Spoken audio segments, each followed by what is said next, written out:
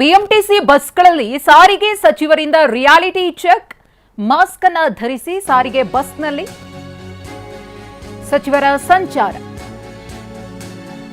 ಭೈರತಿ ಸುರೇಶ್ ಅವರು ಬಿಎಂಟಿಸಿ ಬಸ್ನಲ್ಲಿ ಸಂಚಾರ ಮಾಡಿದ್ದಾರೆ. ಭೂಪಸಂದ್ರದಿಂದ ಹೆಬ್ಬಾಳಕ್ಕೆ ಬಿಎಂಟಿಸಿ ಬಸ್ನಲ್ಲಿ ಸಂಚಾರ. 100 ರೂಪಾಯಿ ಕೊಟ್ಟು 2 ಟಿಕೆಟ್ ಅನ್ನ ಭೈರತಿ ಸುರೇಶ್ ಅವರು ಖರೀದಿ ಮಾಡಿದ್ರು. ಆಗ ಕಂಡಕ್ಟರ್ ಚಿಲ್ಲರೆ ಇಲ್ಲ ಅಂತ ಕೆಳಗಡೆ ಇಳಿಯೋದಕ್ಕೆ ಹೇಳ್ತಾರೆ. ಕಂಡಕ್ಟರ್ಗೆ ಆ ಟೈಮ್ನಲ್ಲಿ ಭೈರತಿ ಸುರೇಶ್ ಅವರು ಕ್ಲಾಸ್ ತಗೊಂಡಿದ್ದಾರೆ. ಅಷ್ಟು ಮಾತ್ರವಲ್ಲ, ಕಂಡಕ್ಟರ್ ಅಮಾನತಿಗೂ ಕೂಡ ಸೂಚನೆಯನ್ನ ಕೊಟ್ಟಿದ್ದಾರೆ ಸಾರಿಗೆ ಸಚಿವರು. ಜಯಮಹಲ್, ಹೆಣ್ಣೂರು ಡಿಪೋ ಸೇರಿ ಹಲವೆಡೆ ಪರಿಶೀಲನೆಯನ್ನ ಮಾಡಿದ್ದಾರೆ. ಅದಕ್ಕೆ ಸಂಬಂಧಪಟ್ಟಂತಹ ವಿಡಿಯೋವನ್ನು ಕೂಡ ಗಮನಿಸ್ತಾ ಇದ್ದೀರಿ. ಭೈರತಿ ಸುರೇಶ್ ಅವರು ಮಾಸ್ಕ್ ಅನ್ನ ಧರಿಸಿದ್ದಾರೆ.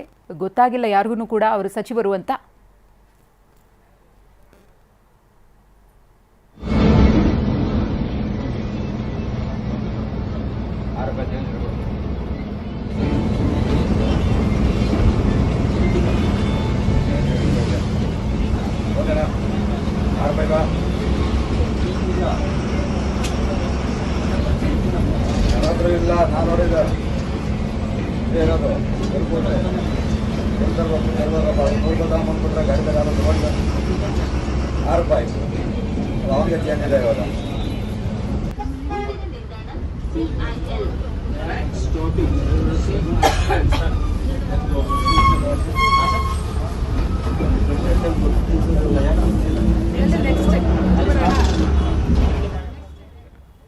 ಗಮನಿಸ್ತಾ ಇದ್ದೀರಿ, ಸಾರಿಗೆ ಸಚಿವರಾಗಿರುವಂತಹ ಭೈರತಿ ಸುರೇಶ್ ಅವರು ರಿಯಾಲಿಟಿ ಚೆಕ್ ಅನ್ನು ಮಾಡ್ತಿದ್ದಾರೆ. ಖುದ್ದು ಬಸ್ನಲ್ಲೇ ಸಂಚಾರ ಮಾಡೋ ಮೂಲಕ ಏನೆಲ್ಲ ಎಡವಟ್ಟುಗಳು ಆಗ್ತಾ ಇದೆ, ಕಂಡಕ್ಟರ್ಸ್ ಯಾವ ರೀತಿ ಪ್ರಯಾಣಿಕರ ಜೊತೆಗೆ ವರ್ತನೆಯನ್ನ ತೋರ್ತಾರೆ ಅನ್ನೋದ್ರ ಬಗ್ಗೆ ಅವರೇ ಖುದ್ದು ಪರಿಶೀಲನೆಯನ್ನ ಮಾಡಿ ಮಾಹಿತಿಯನ್ನ ಪಡ್ಕೊಂಡಿದ್ದಾರೆ. ಒಂದು ಕಡೆ ಚೇಂಜ್ ಇಲ್ಲ ಅಂತ ಹೇಳಿ ಯಾವ ರೀತಿ ಕಂಡಕ್ಟರ್ ಬಿಹೇವ್ ಮಾಡಿದ್ರು ಅನ್ನೋದನ್ನ ನೋಡ್ತಾ ಇದ್ರಿ. ಮತ್ತೊಂದು ಕಡೆ ಬಸ್ ನಿಲ್ಲಿಸಲಿಲ್ಲ ಅನ್ನೋ ಕಾರಣಕ್ಕೋಸ್ಕರ ಆತನ ಮೇಲೆ ಆಕ್ಷನ್ ತೆಗೆದುಕೊಳ್ಳಲಾಗಿದೆ. ನಮ್ಮ ಪ್ರತಿನಿಧಿ ಲಕ್ಷ್ಮೀ ನರಸಿಂಹ ಈ ಕುರಿತು ಮತ್ತಷ್ಟು ಮಾಹಿತಿಯನ್ನು ಕೊಡ್ತಾರೆ.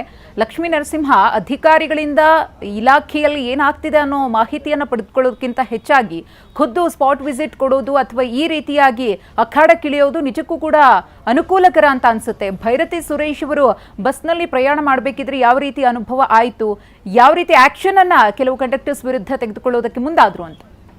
ಮಧುಶ್ರೀ, ಬಿಎಂಟಿಸಿ ಕಂಡಕ್ಟರ್ ಮತ್ತೆ ಡ್ರೈವರ್ಗಳ ದುರ್ವರ್ತನೆಯಿಂದ ಬಿಎಂಟಿಸಿ ಸಂಸ್ಥೆಗೆ ಕೆಟ್ಟ ಹೆಸರು ಬರ್ತಾ ಇದೆ ಅಂತಕ್ಕಂಥ ಪ್ರಯಾಣಿಕರ ಆರೋಪದ ಹಿನ್ನೆಲೆ ನೂತನ ಸಾರಿಗೆ ಸಚಿವ ಭೈರತಿ ಸುರೇಶ್ ಅವರು ಖುದ್ದು ಫೀಲ್ಡ್ಗೆ ಇಳಿದಿದ್ದಾರೆ. ಬಿಎಂಟಿಸಿ ಬಸ್ಗಳಲ್ಲಿ ಪ್ರಯಾಣ ಮಾಡಿ ಪ್ರಯಾಣಿಕರ ಅನುಭವದ ತಿಳ್ಕೊಂಡು ಬಿಎಂಟಿಸಿ ಕಂಡಕ್ಟರ್ ಮತ್ತೆ ಡ್ರೈವರ್ಗಳ ಒಂದು ಇಂಟರಾಕ್ಟ್ ಮಾಡಿ ಇವತ್ತು ಮಾಡಿರ್ತಕ್ಕಂಥದ್ದು ಪರಿಶೀಲನೆಯನ್ನ. ಈ ಒಂದು ಪರಿಶೀಲನೆಯಲ್ಲಿ ಪ್ರಮುಖವಾಗಿ ಅವರು ಏನು ಪ್ರಯಾಣಿಕರಾಗಿ ಟಿಕೆಟ್ ಅನ್ನ ಕೇಳಿದಾಗ ಅಲ್ಲಿರ್ತಕ್ಕಂಥ ಕಂಡಕ್ಟರ್ ಚೇಂಜ್ ಬೇಕು ಅಂತಕ್ಕಂಥ ಒಂದು ಪ್ರಶ್ನೆಯನ್ನ ಮಾಡ್ತಾನೆ. ಬಟ್ ಆದ್ರೆ ಅವ್ರ ಹತ್ರ ಚೇಂಜ್ ಇರ್ಲಿಲ್ಲ.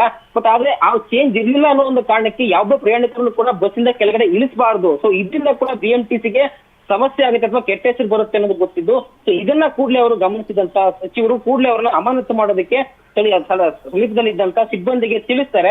ಸೊ ಅದಲ್ಲದೆ ಸುತ್ತಮುತ್ತ ಇರ್ತಕ್ಕಂಥ ಜಯಮಹಲ್ ಆಗಿರ್ಬೋದು, ಹೆಬ್ಬಾಳ ಮತ್ತೆ ಹೆಣ್ಣೂರು ಮಾರ್ಗಗಳು ಕೂಡ ಅವರು ಸಂಚಾರವನ್ನ ಮಾಡ್ತಾರೆ.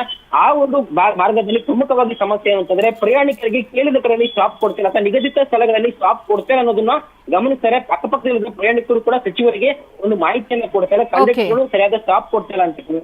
ಸೊ ಇದನ್ನ ಗಮನಿಸಿ ಇವತ್ತು ಅವರು ಕಾರ್ಯಾಚರಣೆಯನ್ನ ಮಾಡಿರ್ತಕ್ಕಂಥದ್ದು. ಮಧುಶ್ರೀ, ಧನ್ಯವಾದ ತಮ್ಮ ಮಾಹಿತಿಗಾಗಿ.